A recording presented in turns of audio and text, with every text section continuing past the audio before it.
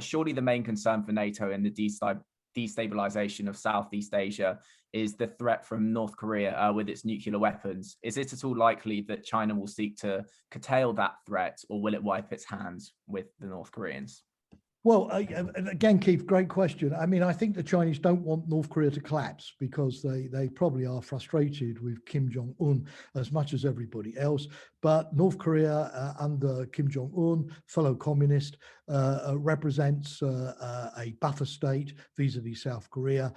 It means that they don't have American troops on the Yalu River like they had the last time when General MacArthur, on an ill-fated expedition, went there during the Korean War in 1950. And, you know, the Chinese still believe in communist ideology, even with their own particular interpretation, and don't necessarily want to see a communist state fall any more than the Soviet Union allowed the communist state in Afghanistan to fall in 1979.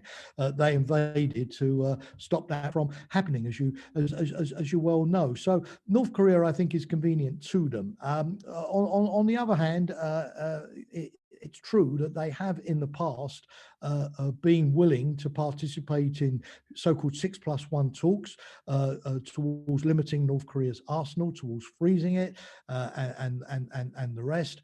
And my sense is that, you know, they don't have an interest in North Korea gaining nuclear weapons because, you know, they want a North Korea which is a predictable partner and element. So having North Korea on the threshold of nuclear weapons, I think, is more useful to them than actually having North Korea as a nuclear state.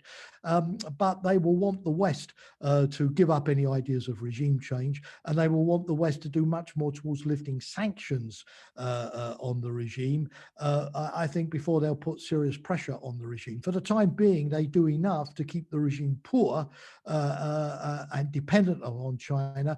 But in terms of, you know, as I said, coal, oil, food supplies, they do enough to sort of keep it alive. They also really do worry that, you know, that if North Korea collapses, rather like East Germany in 1990, they're going to have millions of, you know, starving North Koreans pouring across the border into China. They're more likely to go there.